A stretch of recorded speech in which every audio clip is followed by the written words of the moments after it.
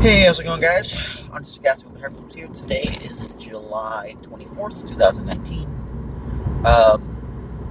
So I guess it's been a long time since most of you seen me. And no, the other one was Patreon. I sold one of my stores, so I don't do the crazy commute nearly as much anymore. Actually, not even my way to work. Waiting for my mom's house to clean my old room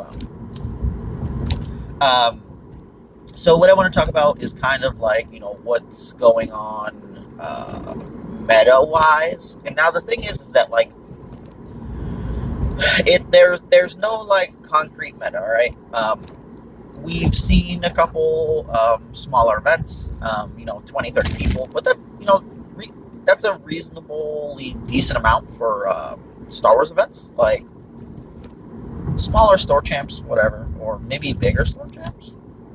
I'm actually not sure nowadays, to be honest, but like that's like store champ numbers, right? Um, at the very least. So it's something to kind of glean some information from. I believe that's the word, anyways. But so we saw the I want to say it's the Alabama Slammer event, and we saw the Minnesota Games Dead event. And so, like, the final table of the Alabama event was Elite Yoda, Empty's Nest Marauder, the 8-cost guy, and the Gungan Warrior with Armored Reinforcement versus 3PO, R2, Han in Armored Reinforcement. I want to say the 3PO was the Elite. Let me think. So, yeah, 3PO's Elite, that's 10, R2, 18, AR makes us to 21, and a 9-point Han. Yeah. So, yes, Elite 3PO in that version. And the winner was the Han deck. It was doing, some Falcon 2 stuff, action cheating into, jump to light speed. The Yoda deck, we really didn't see much of, but his, overall game plan, I believe, was like jam Big Falcon, I think. Had some entourages and stuff to just get things going overall. At the Games Dead, Minnesota event, they actually played double elimination, which is really interesting. And then they cut to top 2 from there and did a best of 3. So essentially, the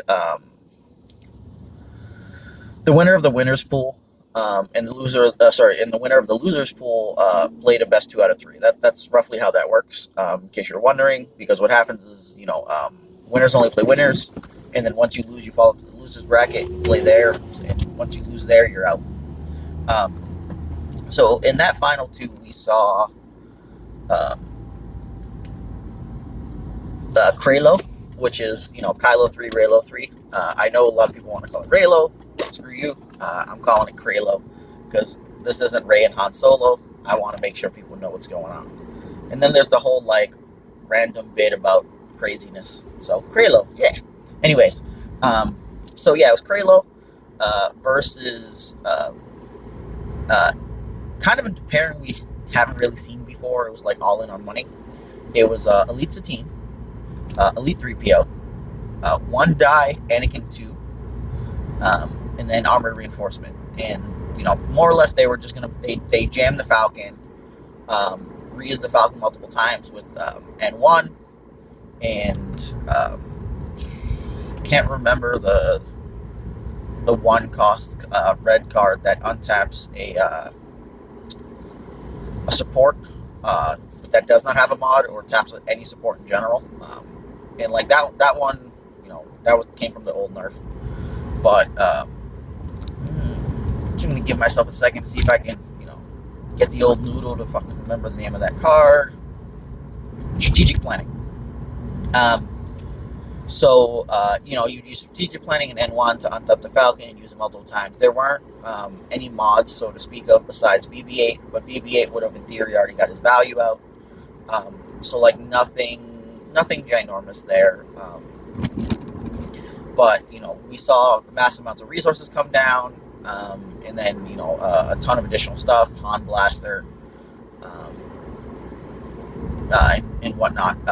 So we actually saw Kralo crush the 3PO pretty much at the beginning of round, like, round one every time, and like the end of the game would usually boil down to that one leftover character with a okay amount of damage on it, with the Falcon stuff just doing way too much damage for the ray shields, and then whatever removal at the end just messing her up for the round, or catching her just short, so that she didn't get to finish him off.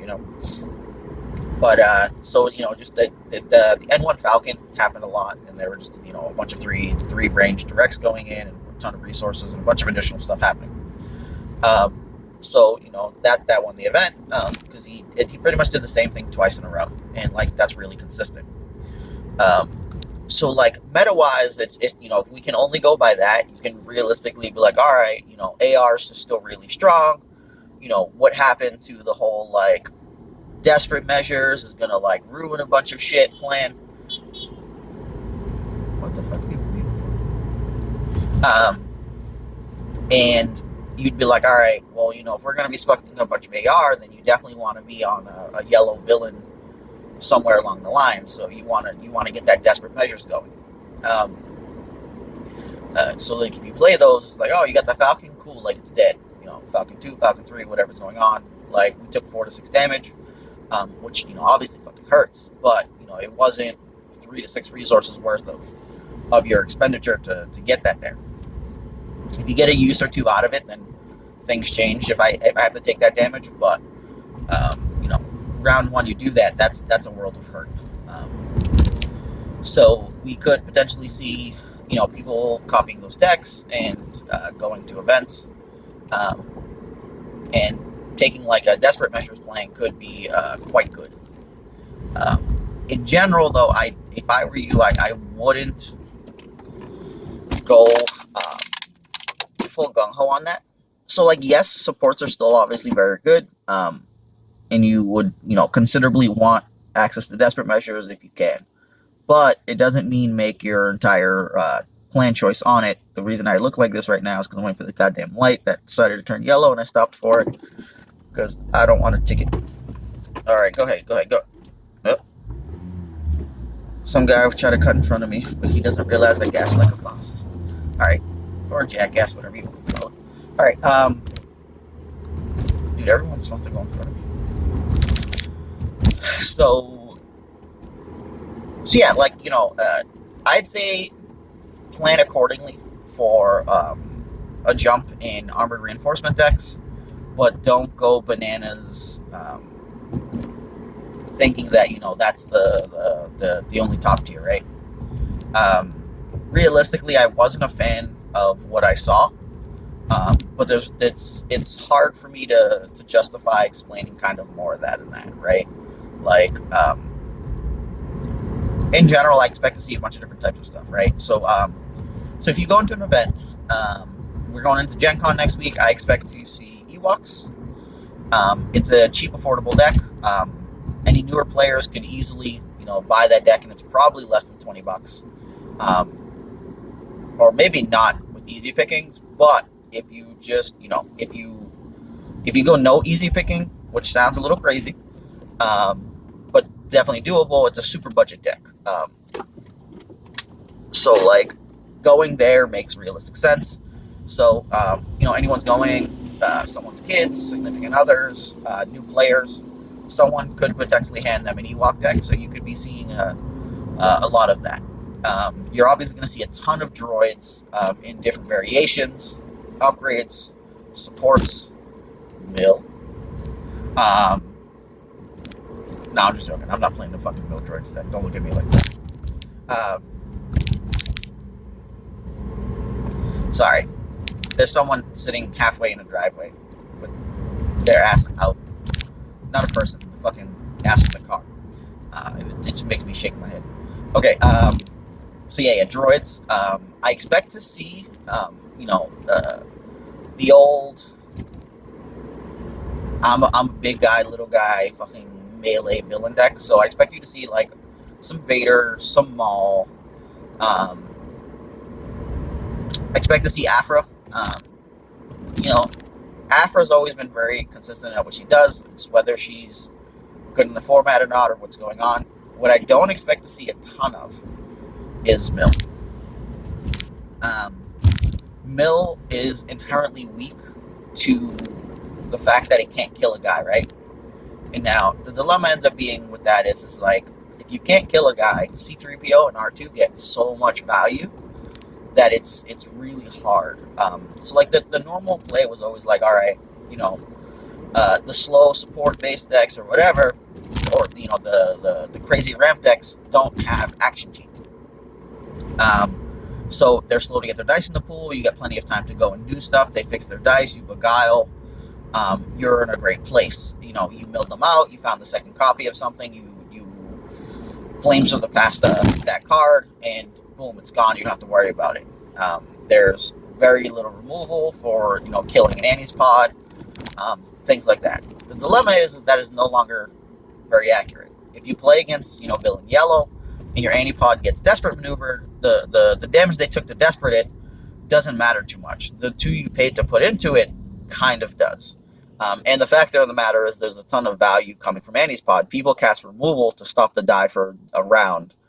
Casting a card to just kill that shit, real strong. Also from theirs is that, so like if you're playing any of the droids with Fateful, you know, people are running stuff like Droids Day Out. So what's going to happen is they're going to have the supports, they're going to roll them in, they'll be on bad sides, then, you know, Droids Day Out, fix my stuff, resolve it straight into your guy. So like you could have like that 3 or 4 health left, and now you're seeing your guy get taken out. You know, a Fickle Mercenary is you know, gets flipped over to like a 3-for-1, and then boom, 3 resolves it, and now you took 4 and your guy got spiked. So like where, you know, or the upgrade version where, you know, they could do that in you know, if they hit a 2 on one of the sides and then fix the other one to a 2, they just C3PO jam 6.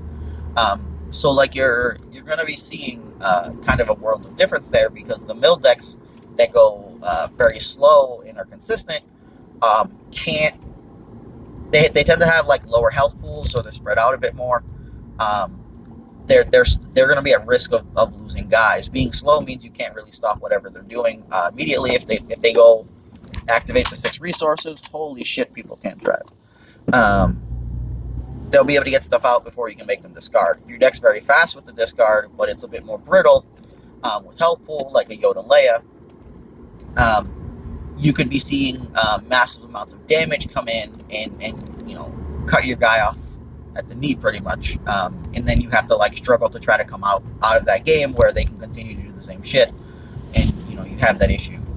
The big thing there is that dice, you know, damage dice that are in the pool that had, you know, missed are always capable of, you know, all of a sudden being, you know, focused at you know, quote unquote instant speed, because the 3PO fast resolved the focus, then flipped the die, and then fast resolved it with a +1 value. And like I said, stuff like Fickle, you know, hired muscles, just anything in general, even Falcon stuff, like you know, you could be seeing 3-4 damage come out of essentially, you know, nowhere to take your guy out, which is, you know, realistically a problem for mill decks. So it's right now a very tough time for them. So I expect to see some there in general. You're going to have the people that want to play mill. But I expect it to have difficulties if the event indeed is running a bunch of droids. Hero droids, at least. You know, 3PO R2, whereas like Afro droid struggles a bit more because it tends to be slower action-paced. So if their hand gets dumped and their deck gets dumped, you know, it's a little rough. So what we may or may not be seeing is an interesting thing, though. So SAD, which was Snoke Afra Battle Droid, is essentially back now, but they lost half of their, you know, available sides to get snoked. So the Battle Droid still has, you know, the 1 ranged indirect, and Afra still has the 2-for-1 ranged, as well as the 2 indirect. And you know, either of those are snokable. So like we could see that deck make a comeback. You know, good old Snoke got kicked in the pants to lose most of his ability, but got the point reduction to be back at 13, so you can actually play that team comp again. So like, we could be seeing that. Maybe there's some version that's really strong. Really hard to kind of gauge and see what's going on from there. What is it? We talked about 1,000,000 droids. We talked about some blue villain. There's a lot of access to some kind of like hero setups. The question's going to be is like, what hero setup, and do you really want to run it? So like, we have the new Yoda too. He can, do big shields. I think blue hero, for the most part, outside of Kraylo, is still going to struggle a bit. They did get some nice cards. We could see, a couple of them in Top Cut. Someone's going to have been very good about getting like the removal setups going, and like the proper upgrades. But it still seems like it's quite a struggle.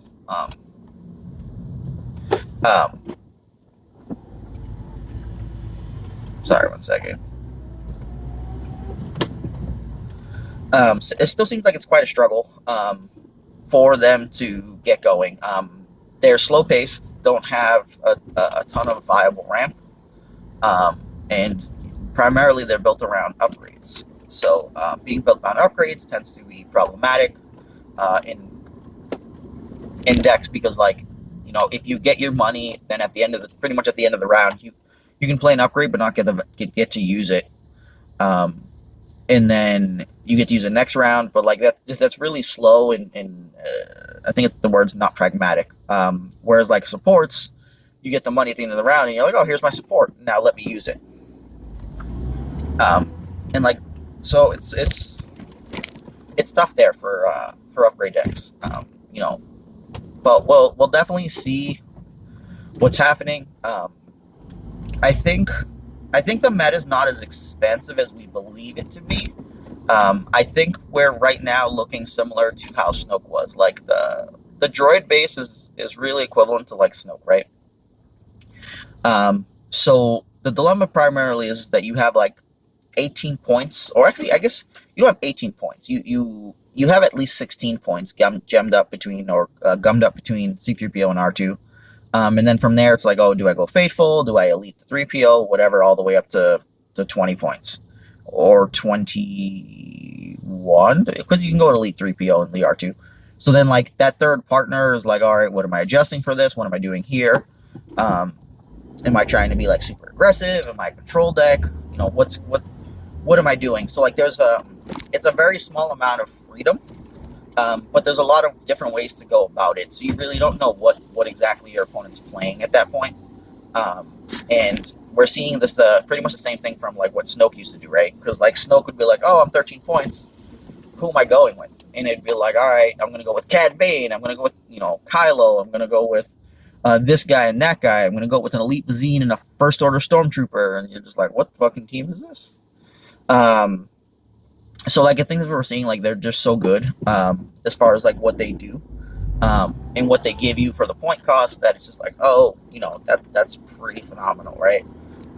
For 16 points, you're looking at 2 dice. You're looking at a focus, and then you're looking at resolving a die for +1 value. At 18 points, you now have 3 dice, and you're getting a focus and then resolving a die at +1 value. Or you Faithful there, you still have 2 dice, but you get either 2 focus or 2 resolutions of dice at +1 value. Like, realistically, like, that ends up being higher than what some other team comps get for those points. Like, those team comps will have higher damaged character dice. But I guess I'm trying to say, like, imagine if instead we just cheated 3PO as he only resolved his die, like, +1 value, right? We'd be looking at an 8-point guy that has to go with R2. And he would be 2 focus, 2 shield, 2 resource, 2 resource. That die seems real ridiculous, right? Like, I guess if it's 16 points and that guy's 8 health for that one die and then 8 health for the other, you're like, oh, whatever. But at the same time, instead, you also now have R2, who's like, 1 damage and a focus, 2 damage and a focus, a shield and a focus, disrupt focus, resource plus focus. So it's just like, wow, like you're getting a lot of value there for the points. So, and then if you spend a little bit extra, you're getting, even further value. If you get to the full 20 points of expenditures, Elite 3PO, 1 die R2, Faithful, I guess technically full is 23 points. But now you're looking like, okay, you can do things a bit more consistently. If you hit both resource sides, you're now looking at 4 resources. Plus, like, whatever other dies there. Like, there's just lots of disgusting things that come up. There's a ton of value to be had.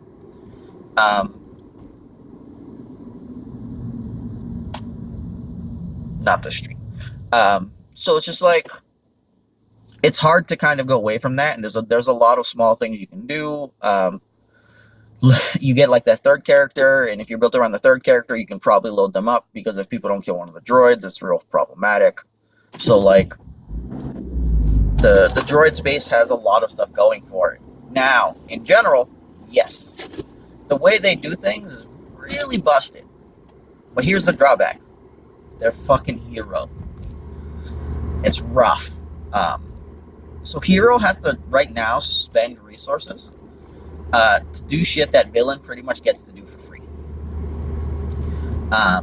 So like, if we compare, a lot of the stuff, it's like, okay, they both have hidden motive, like, fine. But like, a Forsaken's a really strong villain card. Hero doesn't have anything like that. Hero does get access to easy pickings, which people have to play around. The aggro decks like despise seeing easy pickings. You roll out your Maul with his Maul Saber, and you're just like, well, shit, there's a lot of sides that match up there. You could just be banging out 2 dice into the easy picking straight up, and you're just like sad inside. Whereas like villain doesn't have that same thing going for it. But villain can put all of its money into playing whatever it wanted to play for dice, and carry its ass on all these 0 cost mitigation, right?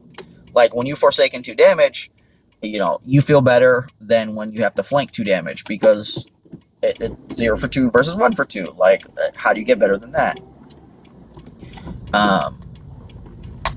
Second. And like, so what happens is a lot of that extra money and that extra value you're getting from the droid deck is actually having to be spent to catch up to the value that you lost because your actual cards, removal cost more. So like, there is an overall issue there. Like, you can't just be like, oh, 6 resources is ridiculous. But like, the dilemma is that if I cast removal, my 6 resources is probably like 3 resources. Like, if I cast 3 pieces of removal, so like you spend your resources very quickly. You play the automated, you play like flanked, easy pick, whatever you're going on. Like, they all cost 1. Hidden mode is the only 0. But each of those cards is very good. It's just that, like, you have to keep in mind that, like, when you can instead be like, oh, here's Forsaken, here's Hidden Motive, here's Doubt, here's Sinister Piece. It's like, wow, those all costing 0s is pretty bananas. So just something to kind of keep in mind there, that, like, yes, they do some ridiculous amounts of ramp, which is, a bit unfair. But villain had Snoke for a while. Hero needs some time to shine, but the fact that their removal is just expensive ends up being very beneficial to the format as a whole. Like, you can very much lose with the droid deck. Not saying it is or isn't the best deck in the format or anything like that, but just that, pay attention to that. Like, the money goes better to dice than it does into removal in those subsets. Counterintelligence for villain does a really good job at being a replacement for friends in low places. What doesn't? Scruffy. That shit costs 1. But Scruffy, like, has that extra freedom of, like, I'm going to call support. I'm going to call upgrade. You see that Palp deck, you're just like, let's call upgrade. And you can kind of see you can decide what you want to hit, and kind of know what the plan is going from there. Counterintelligence instead puts a card on top, which is really interesting when you kind of think about Sentinel Messenger.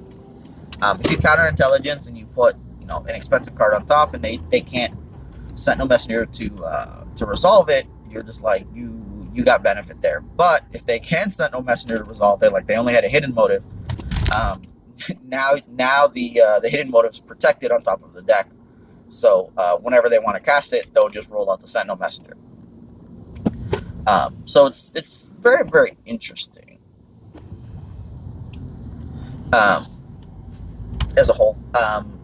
So I don't know. We'll definitely see what's going on, but I think we're going to see a pretty wide assortment of decks, even if some of the bases end up being the same. Because like the droids, like there's just so many different variations, and we had that same thing with the Snokes, right? We'll have like Ron Snoke, Cad Snoke, blah blah blah. So all in all, I think it'll be a very interesting set of days.